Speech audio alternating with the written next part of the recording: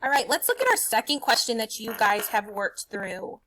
The steel mill manufactured wire to be used to make things like paper clips and staples. One of the coil wire was 5,280 feet long, while another coil was 2,850 feet. When comparing the lengths of these two coils, which place value would help you decide which coil was longer? So this is what we are doing.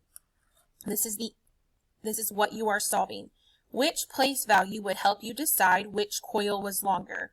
Well, I have these two place values, and I only need 5,280 or 2,850. Which place value is going to help you decide which one is longer? Well, when we start comparing place values, where do we start?